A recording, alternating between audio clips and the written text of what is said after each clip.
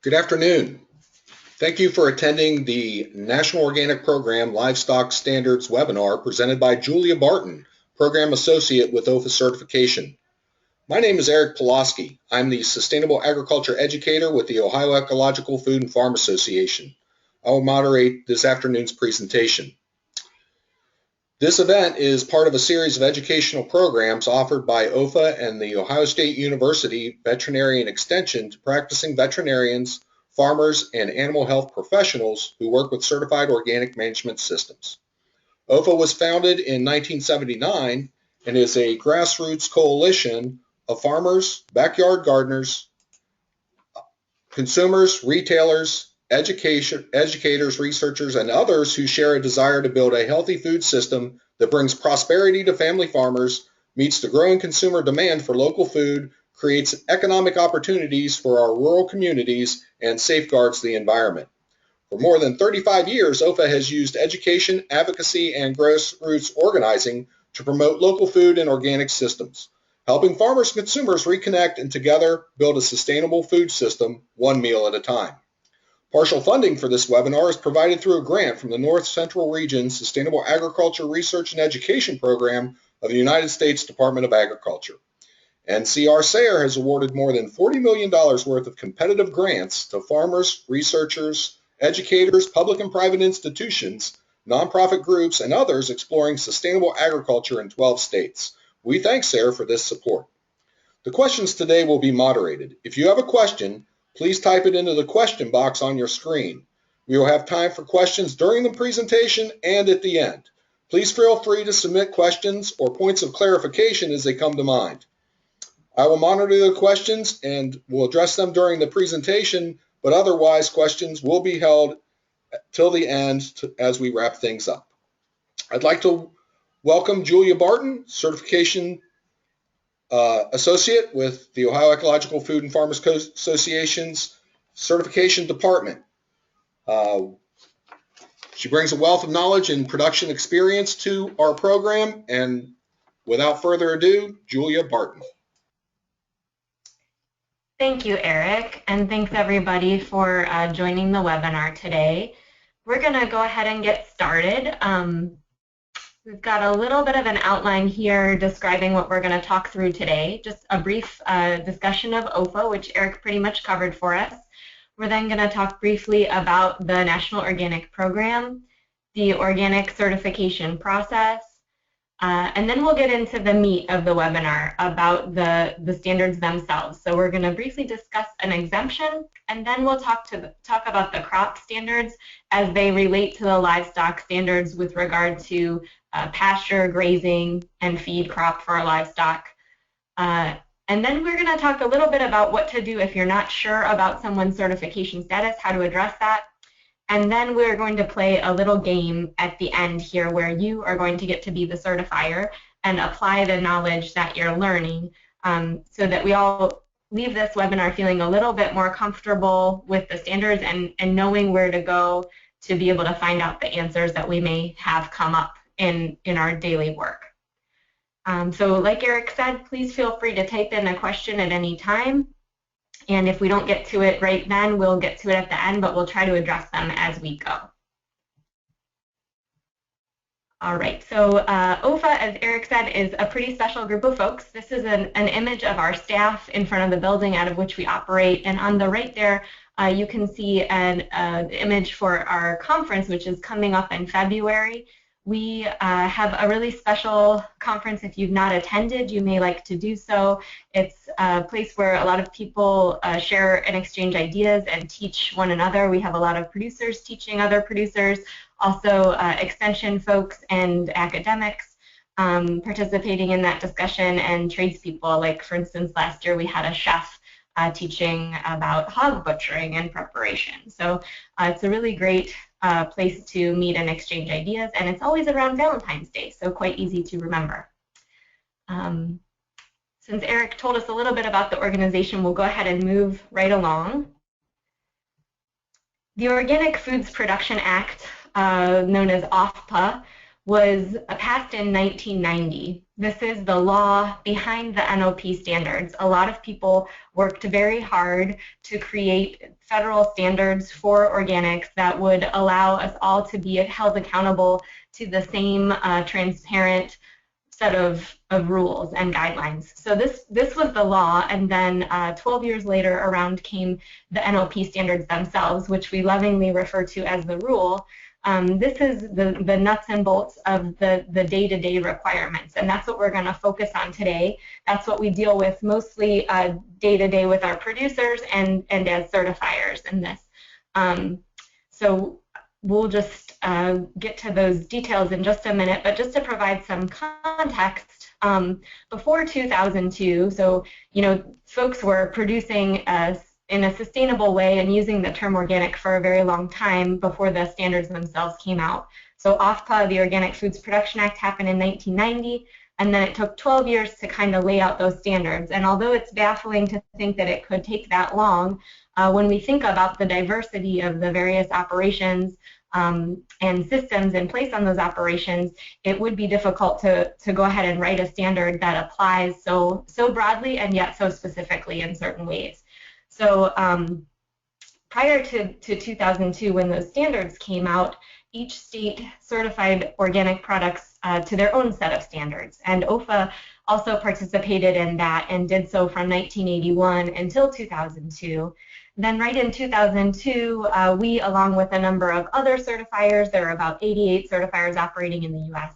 today, and many of which certify in multiple states, and some of which certify globally to the USDA standards.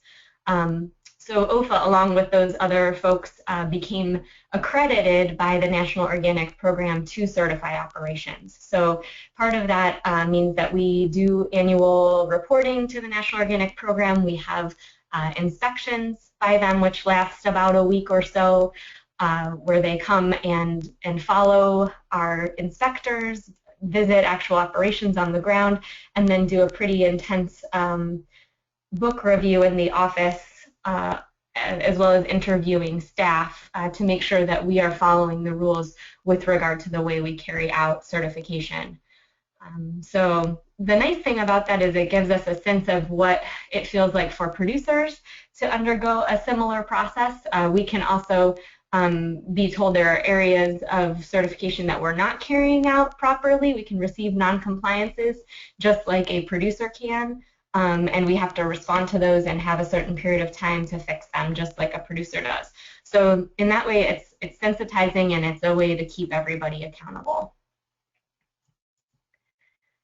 So our certification staff consists of 14 folks, plus our executive director, Carol Goland, and sort of a rotating cast of interns. We have, happily, a number of students nearby who do internships with OEFFA certification and OEFFA education throughout the school year and in the summer. We certify close to 900 farms and about 70 handlers, which are our food processors or value-added product processors. And like I said on the last slide there, we are accredited by the NOP since 2002 to certify, and we certify all 4 scopes. So those scopes, as defined by the standards, are crop, livestock, wild cropping, and handling. An example of a wild crop, if you're not familiar with that, might be harvesting wild ginseng in the woods, for instance. And according to the standards, one would need to make sure that one is not over-harvesting that wild crop, so making sure that it is able to continue to be producing itself over time. So these are the states here on this map in which we are accepting new applications for certification. We certify right now in about 14 states, but we're moving forward trying to keep it to this region of about 10. There are 5 primary steps to certification as outlined for us, and all certifiers have to follow these 5 steps. So there's the application, which is the organic system plan. A producer or handler creates an organic system plan, usually using the forms that are provided to them by the certifier, and they submit that into the office on an annual basis. One of our certification staff will then conduct a pre-inspection file review, so they're looking to make sure that all of the information is available that it's clear, and that they have enough information to be able to send that along to the inspector, that the application is in essence complete. So they may communicate with the producer during that pre-inspection process to clarify things or get additional information. When that file is complete and ready to go to the inspector, it's either sent to a contract inspector. We work with over 30 contract inspectors who work independently in conjunction with OEFFA and sometimes other certifiers to verify things on the ground. Or our staff are also trained. Many of our certification specialists are already trained as inspectors, and others, I believe, are in training to do that verification. If a certification staff member is doing the inspection, they are not then doing that post-inspection review, which is the next step.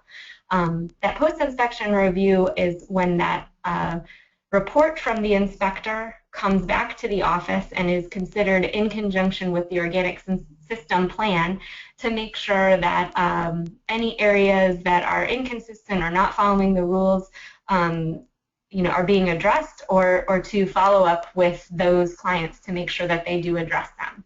After that point, once the client or the producer has demonstrated that they are able to meet the standards, they have the ability to do so, and there are no major violations of the rule in place, then a certification decision would be made.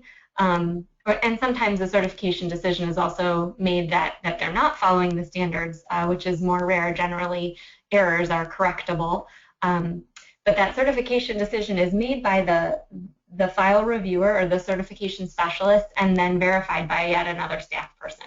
So as you can imagine, it's a pretty rigorous process for the organic system plan and for the producer to travel with along with the certifier, with a lot of opportunity for communication and a lot of opportunity for any misunderstandings to be corrected throughout. And I can't think of another process that I'm aware of in terms of a third-party certification that is as rigorous as this one. If a client's operation is demonstrating that it's a compliant one and following the rules, then a certificate is issued, and that certificate is valid until one of these several options occurs. It could be suspended, so if there's a major situation taking place on the farm, let's say, for example, if I am a producer and I apply a pelleted seed that has a non-compliant pellet, maybe there's a prohibited substance in that pellet, then a portion of my field might be taken out of certification and have to retransition for 3 years, which would of course be an unfortunate circumstance. I could also independently decide that I do not want to be certified any longer, that it's not a good fit for me, so I could surrender my certification. If I have a major compliance issue, my certification could be revoked, or a certificate would also be good until the next year's certificate is issued. So a certificate doesn't ever sort of go out of style, it just has a new certificate issued or has some sort of compliance situation that takes place. Here's an example of what our OEFFA certificate looks like. It has on it a number of very specific pieces of information that we're required to list there. So the producer name is there, as well as the operation name, the farm or facility address, products which are certified organic, the date, the first certified date, so the date upon which that operation was certified by any certifier, and then a certificate issue date. This certificate is public information, so it is something we can share any of the information that is on the certificate. The producer's organic system plan, their specific management techniques that they use, their sources for their various materials or seeds, that is all confidential. So we become practiced at OEFFA certification in keeping the records and the information of our clients confidential, and that's something that we take very seriously. we view the process of certification as a partnership. So there are several different roles at play. The role of the producer, might be to annually submit that organic system plan and fees to make sure that that plan is complete, to communicate with OEFFA about any questions or issues they might have, to ask questions when they're unsure. Say I'm a producer and I'm unsure if I'm able to use a material, it would be my role to make sure I ask about that before I use it.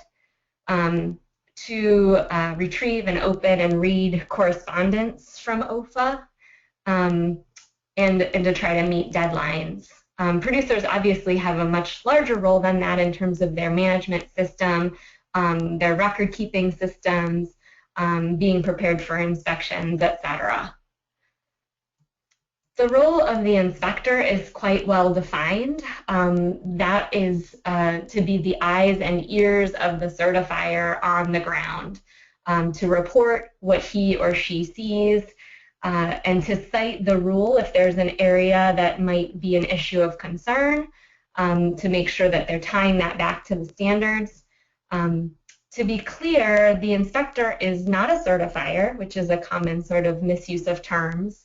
They do not make certification decisions. They're also not a consultant. So the inspector is not able to tell folks how to overcome challenges on their operation with regard to certification.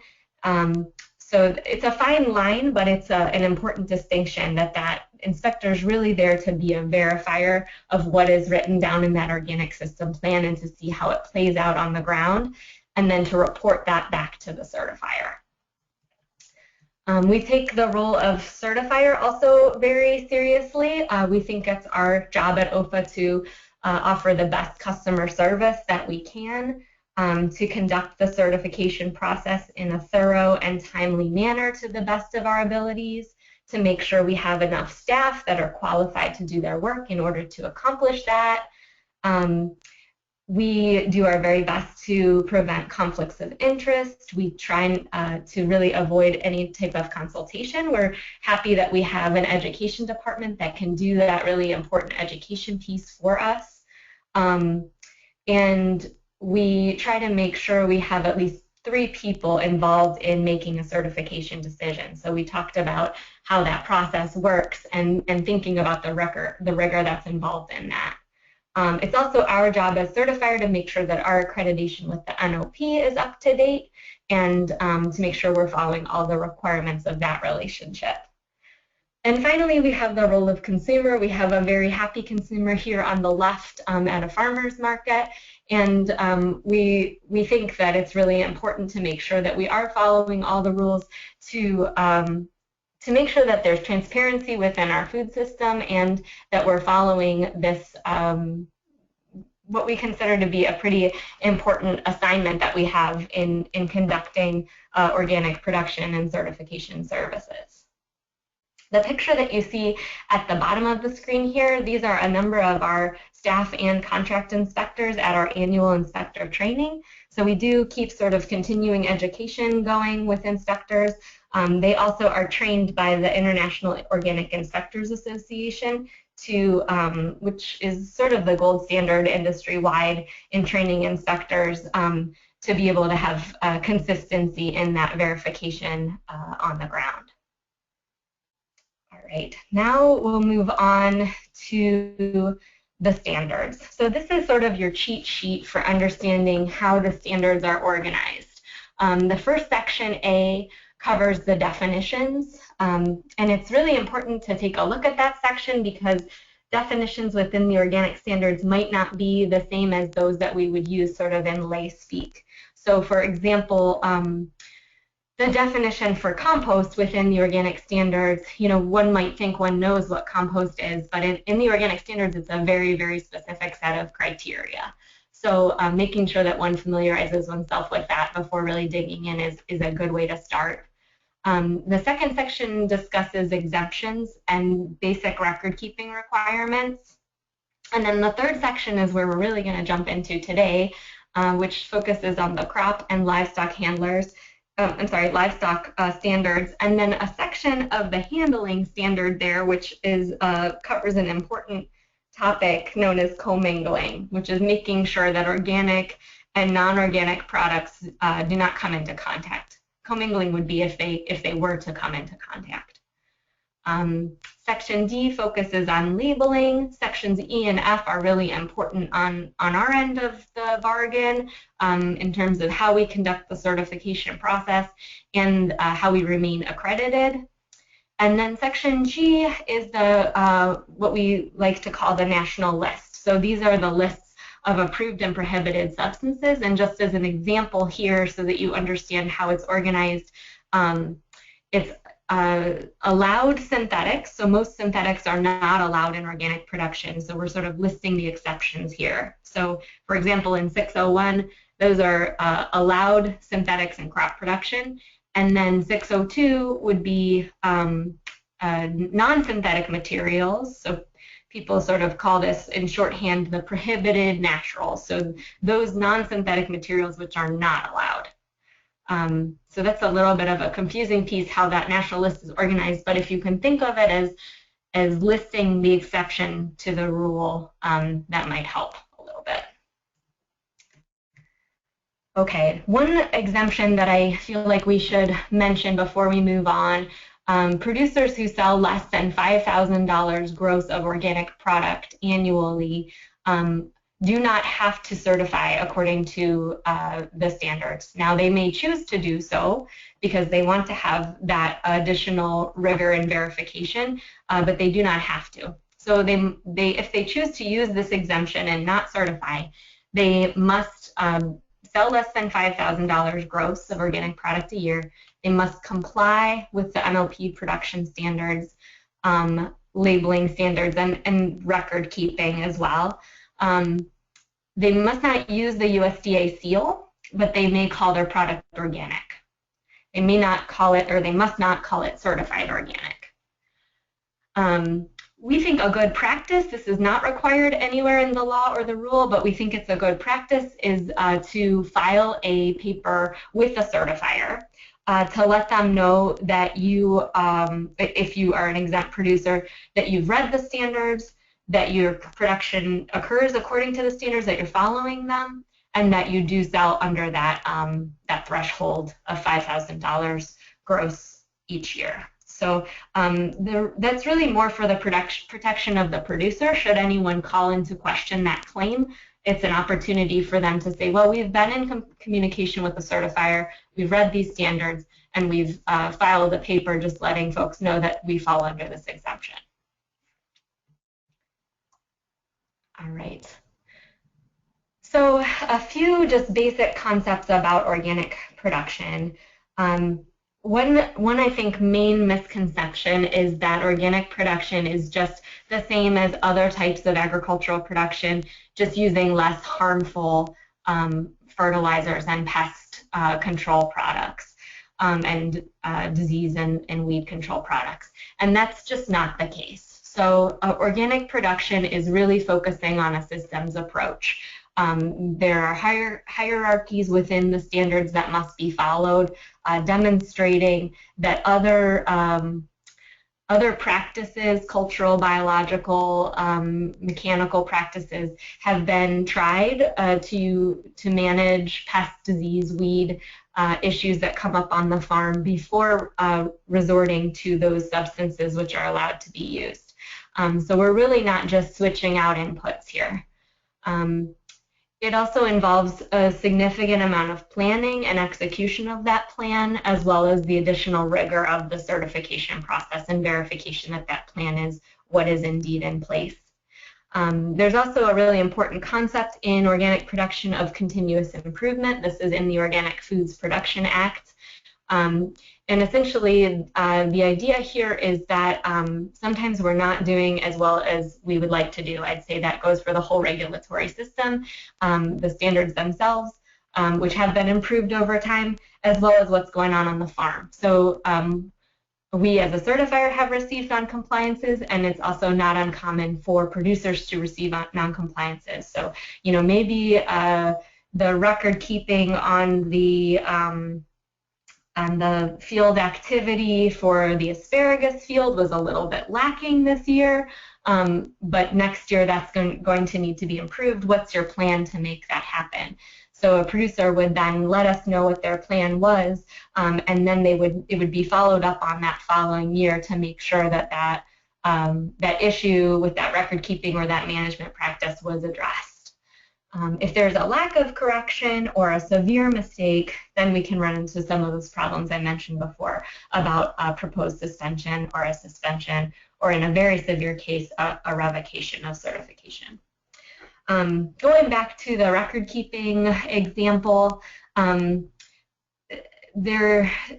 folks like to say a lot about record keeping being a really big burden for organic producers, and some producers I know do see it that way. We've also heard from some producers that they think that the organic record keeping requirements have held them to task and made them better business owners because they're keeping records. They're being required to keep records that they probably should have been keeping anyways. And this is just requiring it of them and holding them accountable from an external source. So, you know, I guess there are different takes on that record keeping idea.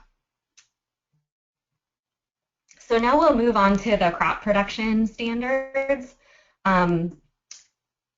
Before one is certified organic, one may need to transition. That would be if, for instance, there had been a prohibited substance applied to a field over time. It would need to be 3 years from the last date of that prohibited substance application before that field would be certifiable. So that transition period is a really great opportunity for producers to be developing relationships with the certifier, learning information. OEFFA is really excited. We have a new transition guide that's going to become available this winter for folks that are transitioning to organic production or interested in learning more about that, that they can use to inform themselves. We think this is a really good time period to start developing a record system so that one doesn't have to attack that all in that first year of certification. And the transition guide offers some ways and some templates for going about that. It is important to note that last date of prohibited substance use. That would be kind of a date at which that field could come out of transition, you know, 3 years from that date. And then it's important to begin that certification application process before you would come out of transition. So about a year beforehand would be a good time to be talking with the certifier about how to go about that process and fill out that organic system plan. Organic seed must be used if it is not available in the quality or quantity that is needed. So maybe a specific number of day variety of corn, for instance, or something that performs really well in a specific area or soil. If that specific variety is not available in organic form, then untreated non-GMO seed may be used and needs to be documented as such. There's a standard and the standard uses the term of commercial availability. And that's sort of a vague term, but the industry has sort of come up with a standard for that, meaning that one must check at least 3 sources to try to find that organic seed variety, and then document that they made that effort before one goes ahead and uses untreated non-GMO seed. Price is not allowed to be a factor in that decision.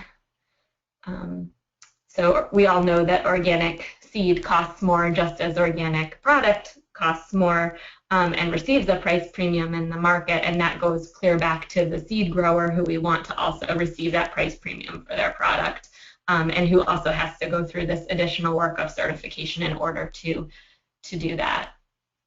Organic seedlings must be used, and organic planting stock must also be used according to that commercial availability standard, with the additional note that perennial planting stock may be sold as organic after 1 year of organic management.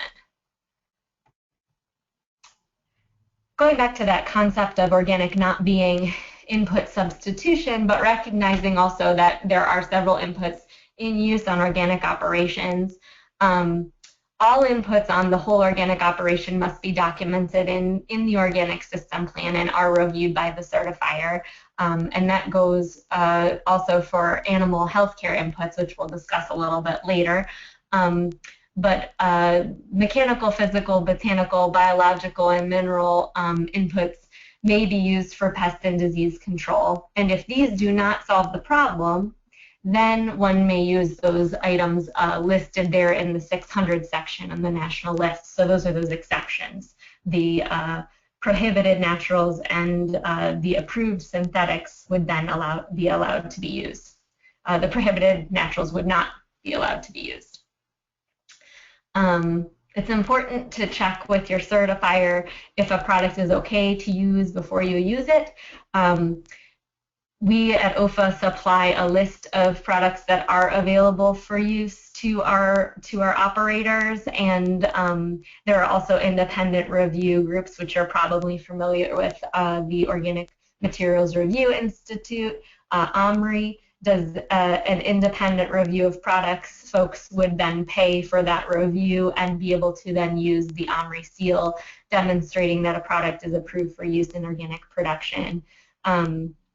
To be clear, those products are not organic products. Only food and fiber are meant to be organic products, but those are approved then for use in organic production. All right, moving right along. Manure is a really important part of organic production systems and may be used on feed crops without restriction. For human food crops, there is a specific rule which we call the 90-120 day rule. So manure may be applied 90 days before harvest for crops which are not coming into contact with soil, but then must be applied 120 days before the harvest of those crops which would potentially have soil contact. Also, I mentioned earlier that compost is a very specific standard for organics, so it's not maybe what you're just making at home. It requires documentation of a carbon-nitrogen ratio at the onset between 25:1 and 40:1, and then it requires specific temperatures for specific systems, and if it's a pile that's being turned, then it must be turned a specific number of times within a specific number of days. So that, as you can imagine, is a very specific, have I said specific enough times, a very distinct interpretation of the word compost that must be met in order for it to be used as compost in organic production systems. Other materials and methods used for soil building. Crop rotation is a really important part of organic systems plans and is required by the organic standards. Crop rotations include cover crops, and cover crops are also listed on that organic certificate. Mulching is also allowed, so living mulches are allowed, newspaper mulch is allowed, most plastic mulches are allowed, and plastic mulch must be removed from the field at the end of the growing season. Okay, now moving into the livestock production systems and requirements. So to be clear, all of those crop requirements apply for livestock feed and for pasture systems. And then these will focus on the sort of management of the animals themselves. So organic livestock production, one of the big parts of this standard is the origin of livestock. So where these animals came from and how they've been managed in the past. Poultry must be managed organically from the second day of life. And there's an awful lot of discussion within the industry at this time about what's happening on that first day of life. But as the standards stand now, this is how the rule is written. Livestock must be organically managed from the last third of gestation in order to be eligible for organic slaughter or to be, quote, born organic. And then dairy herds have a sort of a different option. They must have been under continuous organic management beginning at least 1 year prior to the production of organic milk or milk products.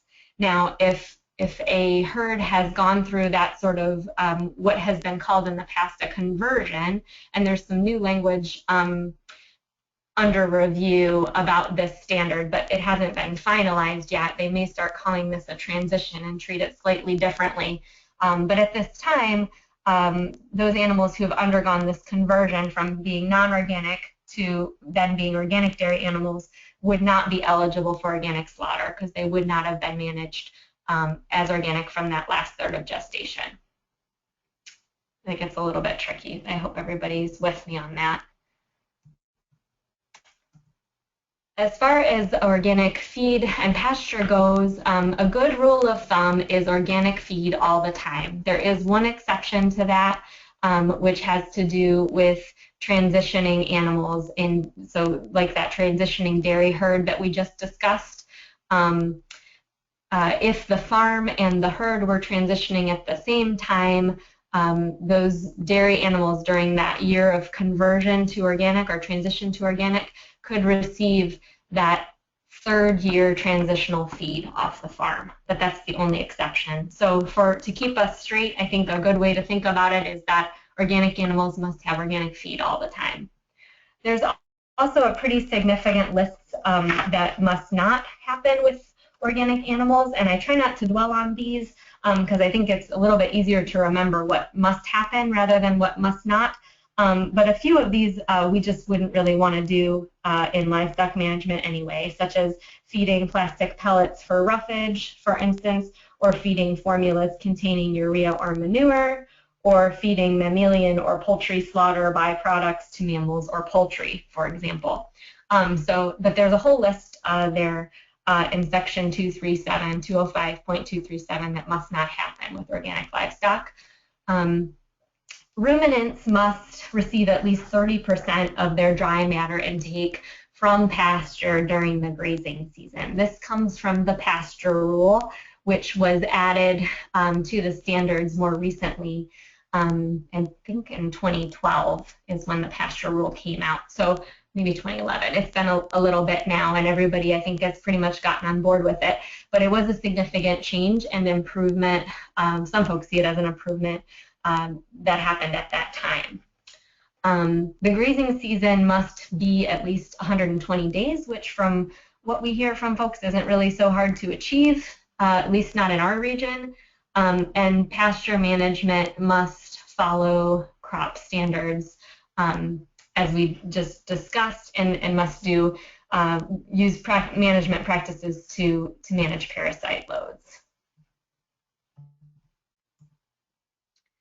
Now, for those on the webinar today, healthcare might be of particular interest. This is handled very similarly to the hierarchies I was mentioning with regard to pest and disease management in crops. So essentially, first we want to use preventive healthcare practices. And there are several of those that are listed in the rule, including the selection of species appropriate for the site and region, nutrition, so a healthy herd ration, or ration for poultry, housing, pasture conditions, and good sanitation practices, so things like good airflow, ventilation, clean bedding, exercise and freedom of movement, as well as physical alterations if they are needed that minimize pain and stress. Then, if those preventive practices don't work, approved products are allowed under a section of that national list, so under 205.603 there. One thing that I think is another sometimes misconception about organic production is that organic animals might not get treated because that might knock them out of organic production. In fact, it's stated very clearly in the rule that sick animals must be treated, and that if one would fail to do that, that one would be in violation of the organic standards. So even if an animal must be treated with something that would knock them out of organic status, they must be treated. That is the rule.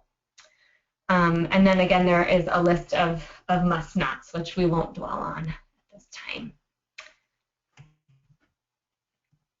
As far as living conditions go, we want to make sure to accommodate the health and natural behavior of the animals, and that's listed very clearly in the rule. In this section 205-239, animals are required to have year-round access to the outdoors and exercise areas, to direct sunlight and shade, to fresh air and clean water, clean dry bedding, and shelter. And these various accommodations must be suitable to the species, to its stage of life. So obviously these calves here, or young stock here, you see in group housing. They have good ventilation, they have light coming in, and also these accommodations must be suitable to the climate and environment. So nobody is saying that animals need to be outside in, for instance, a snowstorm. So making sure that those things are taken into account. So that's pretty much the basic livestock standards in a nutshell. Before we move on to play a little game here, I wanted to just talk briefly about what you would do if you weren't sure about the certification status of an operation. This comes up sometimes, and we just want to make sure everybody's equipped to find out this information or know where to go to do that. If, for instance, you're in a situation where you have the opportunity to talk with the producer, we think that's a really good idea. To have that conversation, you can ask the producer if they've read the standards. You can ask them who their certifier is. You can call the certifier yourself if you have a question. They obviously can't tell you any of the confidential information in that person's file, but they can either share the information that's on the certificate if the operation is certified or not. And then if you'd like to yourself, you can consult the list of certified operations, which is on the USDA website. It used to be that list was only updated every January, but they are very close, I think, now to offering a much more current web operation there, so that, if, let's say, I'm an organic producer and I were to be suspended for, let's say, a year for something that I did that wasn't following the standards, that suspension would show up right there on the website right away. If you did happen to have a complaint that you wanted to submit, the USDA makes it quite easy to go about that, and they offer multiple formats for that. So you can share pictures, you can send an email, you can do whatever sort of form of communication works well for you, and get that information to those folks so they can follow up on it. They do tell us that they follow up on every complaint that they receive. So if at this time we are ready to start applying what we are learning, I have a little game to play. So Eric, would you be able to unmute everybody at this point?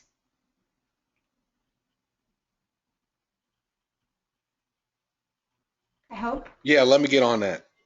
I tried to do it all at once, but I got to do it individually.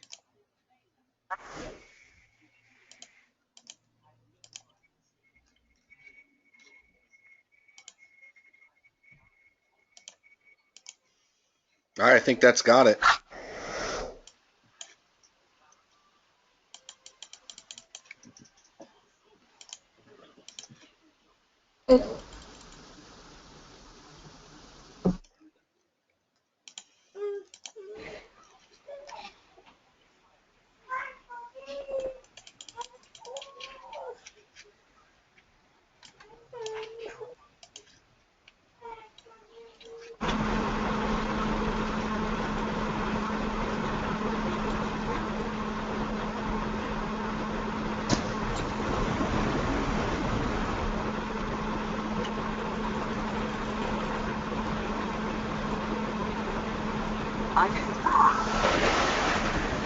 Right, Julie, what do you want to do?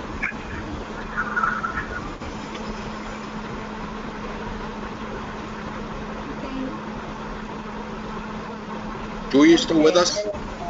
Hey, but I'm listening now. I was taking a very first second. Sorry about that, everybody. Okay, so this is a really have access to the standards online, or you can as you prepared today. or if you have a copy of them at your disposal, we'll go ahead and use those to pretend like we are the certifier. Here's the question. Some poultry flocks in my area have blackhead, a condition that may be transmitted through larvae and earthworms. To prevent my organic flocks from getting it, is it okay for me to keep them inside? Would that be okay or not? True or false? Oh.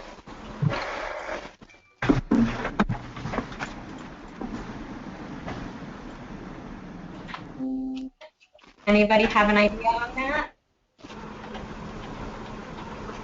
You have to allow them access to be outside, right? Okay, good. That's good. And where would we find that in the standards? Do you happen to have standards handy to be able to tell us? At 205.238.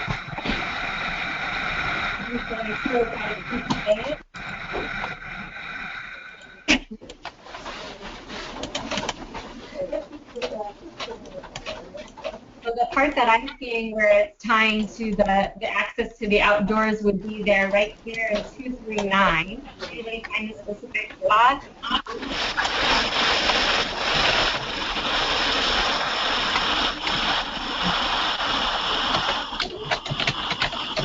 Yeah, I see that. That's correct. It is 205.239. Mm-hmm. And where is that? Can you read it for us? I'm sorry, I'm just going from your notes. I see. Well, I'll go ahead and read it. So that requires that we have year-round access for all animals to the outdoors, feed, shelter, exercise, etc. Good job. You're hired as a certifier for that one. You gave a good lecture. What's that? You gave a good lecture. That's where I got the info. Okay, next one. My dad has a conventional chicken house. Can I use manure from his birds in my organic field?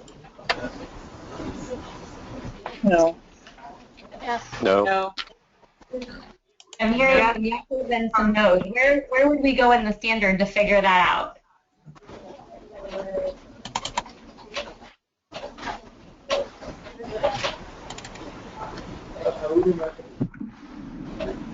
We go to the field inputs. Was that 200 section? Should that be in? Just so we can gain a little familiarity with finding it ourselves.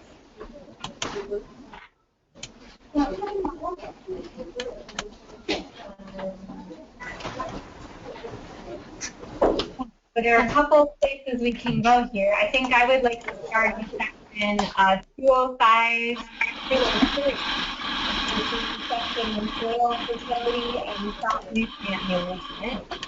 And we did talk about manure, right? And what did we say about manure? Use on.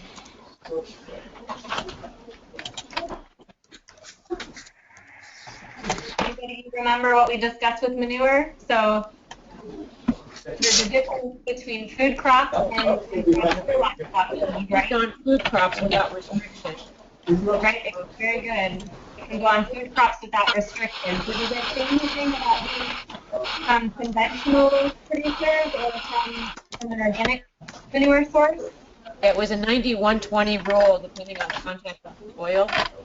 That's true. That's good. That's about if it were to go on human food crops, we'd have to watch that 90-120 day rule. But it doesn't actually differentiate between different types of manure.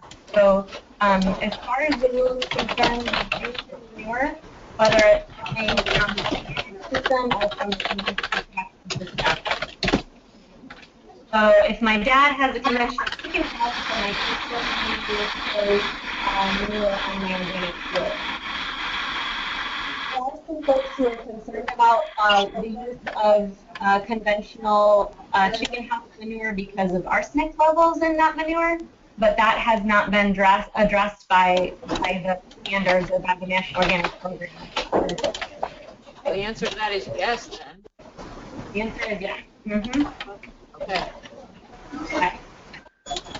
All right, let's move on to the next one. True or false? I cannot grow the same crop on my farm in both organic and non-organic form because I might mix them up or sell some non-organic crop as organic. False. False. False.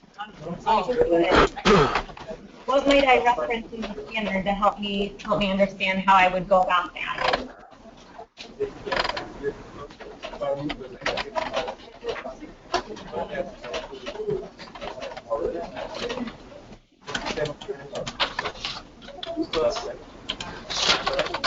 Remember early on we used a term called commingling? And what that term means is where organic and non-organic products would be touching each other or somehow mixed up. So that section is right there in 205.272. It's actually a little further back in the handling standards, but we also have some pieces earlier on where we can talk about land requirements. So under section 205.202, there's a piece telling us to have distinct defined boundaries and buffer zones, such as runoff diversions, to prevent the unintended application of a prohibited substance to the crop, or, and here we get to the commingling again, contact with the prohibited substance applied to other crops or adjoining land. So everybody who said false on that was correct. We can go ahead and we have many producers who do grow both organic and non-organic crops or have organic crops and non-organic livestock. All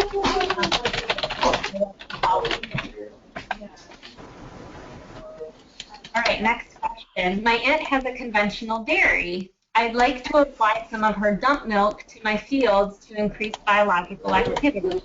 Can I do that? Not if it has characteristics.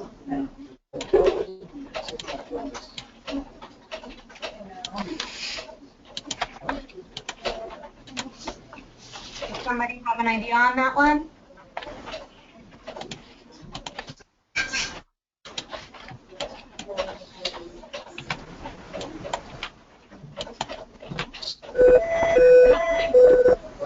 I don't think so, because wouldn't the pasture then lose its organic status? What was that? The pasture would not be organic then if you did that. Is the input to the pasture. Okay, so you're thinking that because that milk is not organic, then that would be like an unapproved input? Is that what you're thinking? That's correct. Okay. Actually, there's a provision in the rule that allows us to go ahead and use animal material. Can anybody find that, or does anybody know where that might be?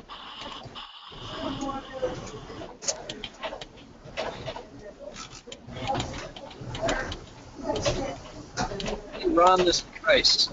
How's it going?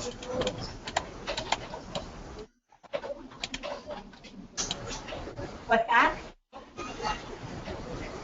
Okay, so I'll help us out on this one. So in section 205 to 203, where we talk about soil fertility and crop nutrient management, it tells us that the producer must manage plant and animal materials. You need me to walk over and see if I can get it stopped? Organic matter. Actually hit Control Delete. Is anybody getting some feedback there that we maybe need to mute? Or it could be.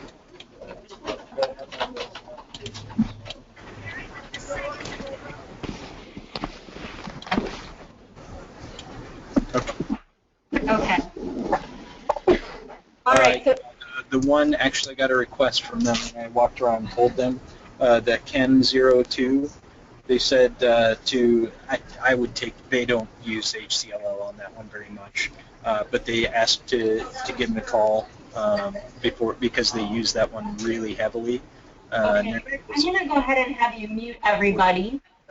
To work on that one. That was the only one they requested that they said, hey, give me a call.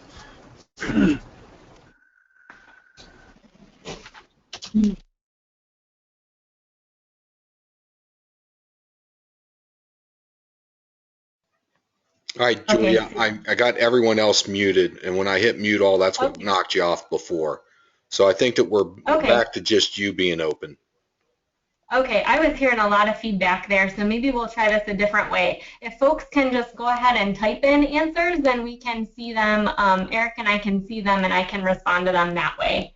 So going back to this question, the answer is that dump milk, in this case, the way we would interpret that at OEFFA would be that that is an animal material that can be used to increase biological activity in the soil. So even though it's coming from a conventional dairy, it would be an allowed sort of a non-synthetic material that would be allowed an animal material under Section 205, 203. So that's a little bit of a different interpretation than what we heard there from whoever was participating. Thank you for that. But that would be the way we would look at it. So I'm going to move on to the next one. I'm going to ask you to participate by typing, if that's possible for you. Let me just continue to the next slide. So I have both organic and non-organic land on my farm. Can I use straw from my non-organic land as bedding for my dairy herd? And since we were having some trouble there with the background noise, I'll just ask you to type in your answers.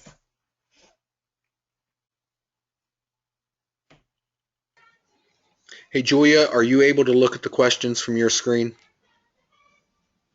Yeah, did it not come through to you all? No, it's coming through. I just wanted to make sure I didn't need to relay these to you. I can see folks typing in. I think so, yeah. Is that what you're asking?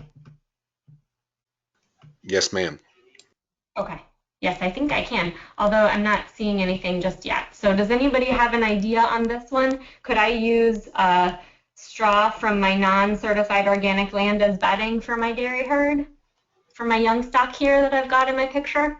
Okay, I've got a number of answers to that. One person said no. Two people said no. Not because you can consider it roughage. The animals may eat the straw, so no. Everyone's thinking no. Okay, thank you. Those are all excellent answers, and for some reason I'm not seeing them on my end, so thanks for that, Eric. That's correct, and we would find that at 205, 239, and I'm looking at A3 there. So that's under the livestock living conditions section, and it says that we must have appropriate, clean, dry bedding. And then when roughages are used as bedding, so whoever mentioned that it's a roughage, thank you for that, it must have been organically produced. And it is a really good point, too, that they'll probably go ahead and eat it. So, and we said that organic feed must be fed all the time with that one exception. So, very good. Let's move on to the next one. And Eric, I'll ask you to kind of share those answers with me again. All right, one of my cows was sick, and so I had to treat her with an antibiotic. After she's well, I'll just go ahead and retransition her for a year, and then she can still be part of my organic herd. Is that true or is that false? And go ahead and give us some context for why you think that might be.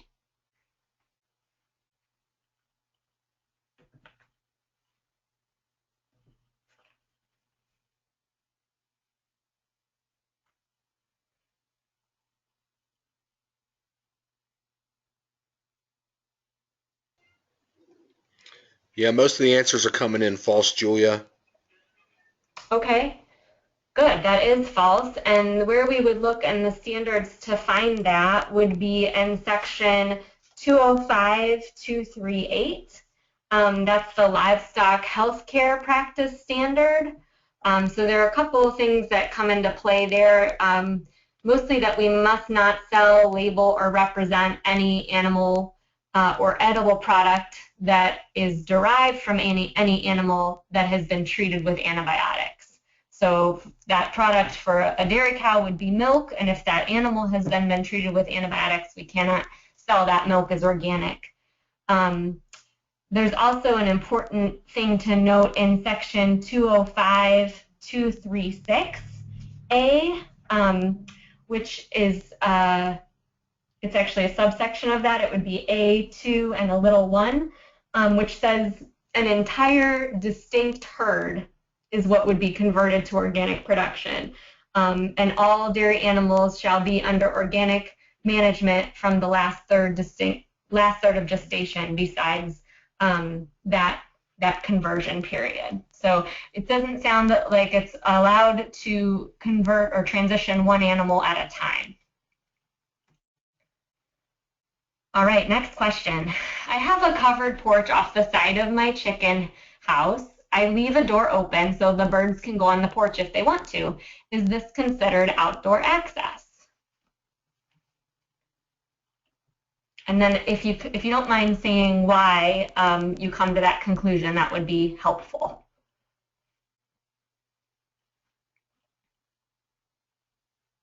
And even if you want to go so far as to say where we might find that, what section.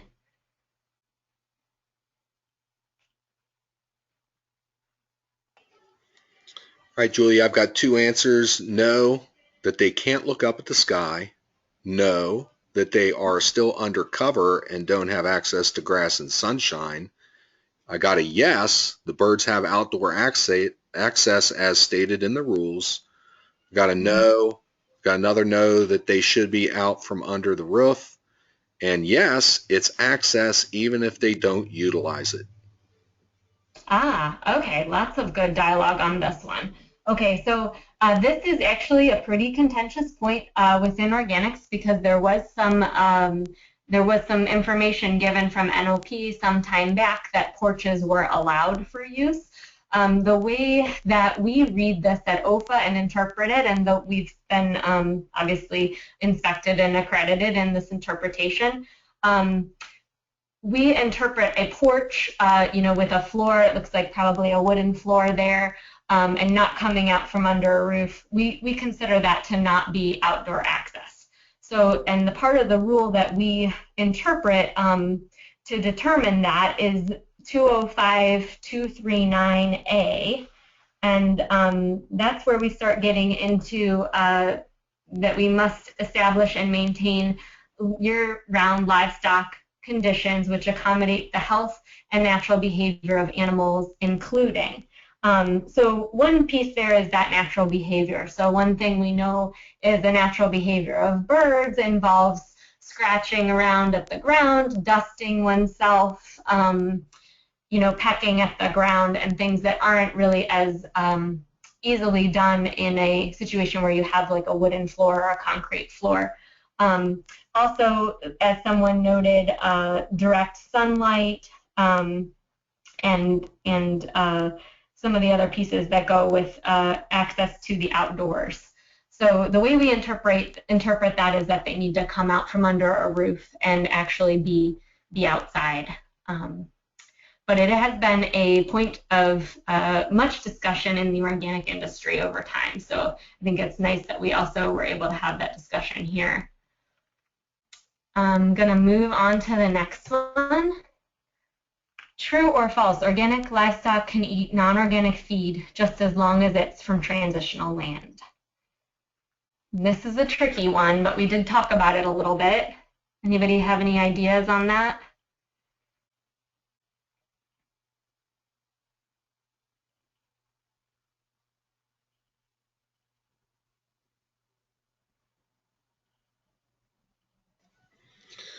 All right, we have a no, but the third year transitional land while converting a herd was mentioned. Okay, good. And so somebody got that very specific exception there. So we talked about that earlier, where there's this one provision in the rule that allows, if I'm transitioning my land and converting my herd, that third year of the transition of my land can line up with that 1 year herd conversion. And I am allowed to feed, in that very one special circumstance, I am allowed to feed that third year transition feed to my herd. So that's the only situation in which that's allowed. But like we talked about earlier, the rule of thumb there is that organic feed for livestock must be provided. all the time. So that's a little curveball there, but sounds like somebody caught it, so nice work. The last scenario that we've got here is true or false. Organic ruminants have to have access to the outdoors, but they don't have to be on pasture.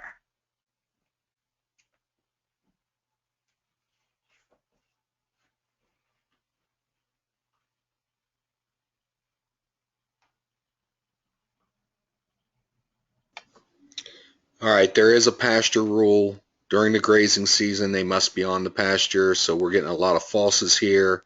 205-240-C8 was cited. Wow. 120 days, someone has read the rules too. Yep, so that's where we're at. There's a pasture rule, 120-day minimum is my understanding, but Yep. also 30% of the dry matter intake must be accounted for. Very good, and you're looking in just the right place. So that section 205-240 is that pasture practice standard, which gets really specific about a pasture management plan, and that ruminants have to receive that 30% of their dry matter intake from that pasture during the grazing season, which, like you said, must be a minimum of 120 days.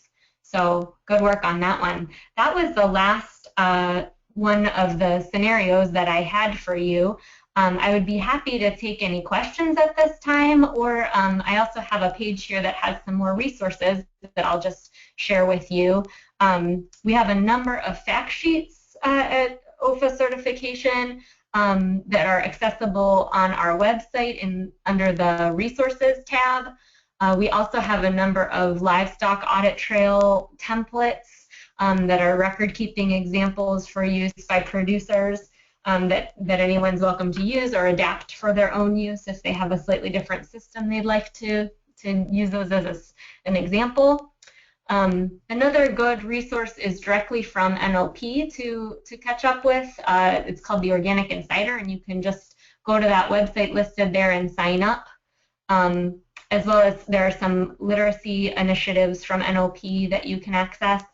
And as I said, we do have that transition guide that will be coming out this winter. So if that would be helpful to anyone, please do get in touch with us or stay tuned for more information on that. I'm seeing one question here so far. It looks like somebody asked, does forest browse count as pasture, or is pasture only fields of grass? Oh, that's a really good question.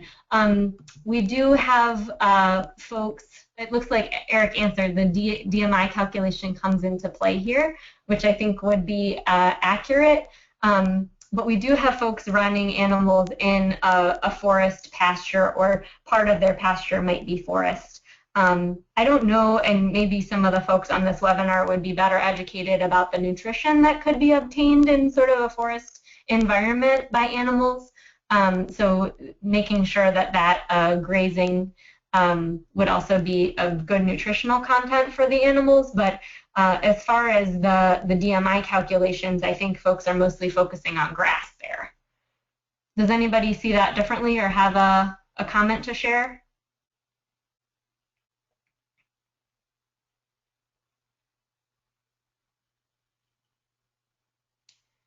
Eric, did you have anything to add on that?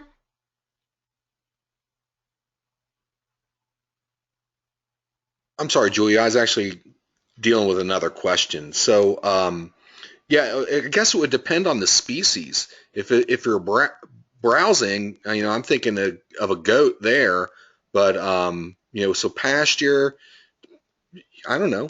I mean, it would depend on what my inspector says when he's on the ground and verifying what's happening ground truth-wise. Yeah, I can't say that that's what we see sort of as a dominant option, but I know we do have folks running running animals in sort of a woodlot type area from time to time. So I think as far as the DMI goes, what we're generally seeing are folks calculating that based on grass pasture. But it doesn't specifically stipulate that in the rule. Other questions that I'm not maybe seeing on my screen?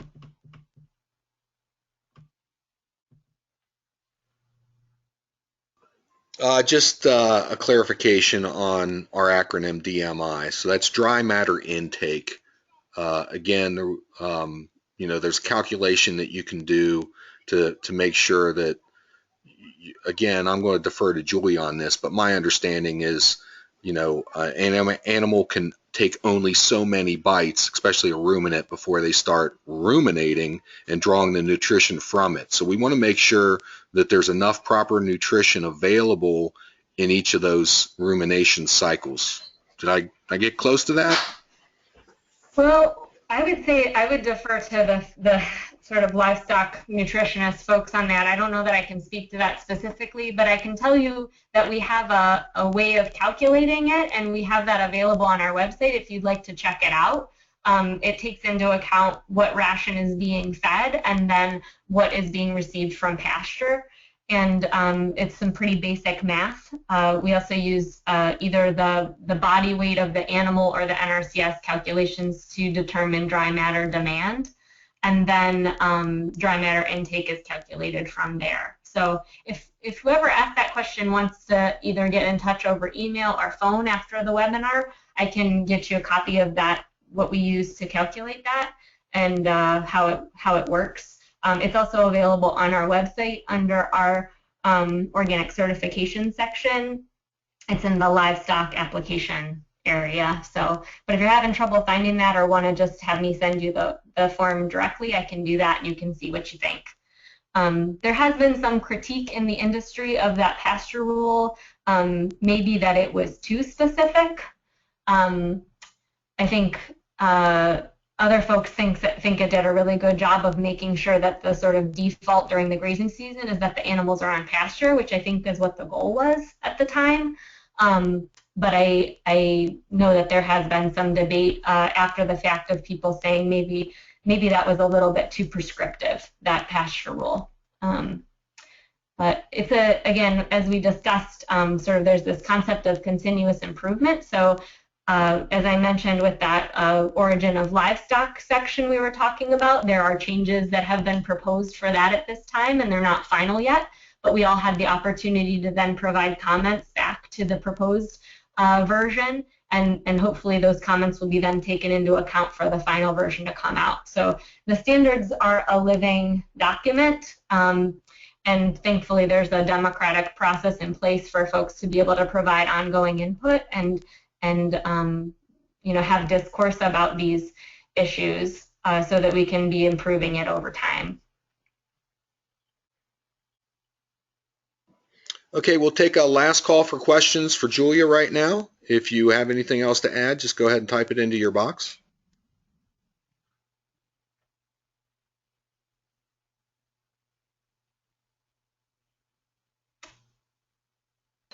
We have a question on mushrooms. Can they be certified organic, Julia? That's a great question. Yes, a number of folks are certifying mushrooms as certified organic. We have some specific ways that we interpret that at OEFFA in terms of the medium that must be used to grow the mushrooms. But yes, we essentially treat mushrooms like a crop and follow the crop standards for that. It's a little bit of a stretch as mushrooms are not specifically listed, fungi are not specifically listed, but it works out pretty well to use those crop production standards for mushroom production, and we at OEFFA do choose to certify that.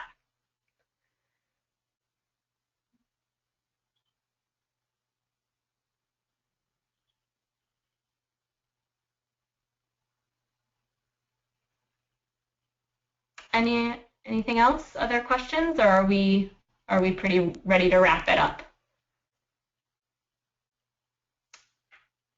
I appreciate your time and your attention, and if you have any questions after the fact, please feel free to contact me. My contact information is on that last slide, and my understanding is also that this will be archived if anybody should need to go back and look something up. We're happy to serve as a resource on these topics and to partner with folks in the community who are interested in learning about them. So thanks again for your time and attention today. I'd also like to point out that we have an opportunity for veterinarians and other extension USDA professionals. We have a scholarship opportunity for an in-depth IOIA training coming up on October 22nd. If you would like to, if you are able to access that scholarship as a veterinarian or a USDA OSU extension specialist, anyone in the north central region of SARE, that's the 12-state region that Ohio is involved with, this opportunity is available for you. So you can contact me, Eric at OEFFA.org or education at OEFFA.org, and that's what we have coming up here on October 22nd. So thank you for participating, and look forward to continuation of this series on November 9th.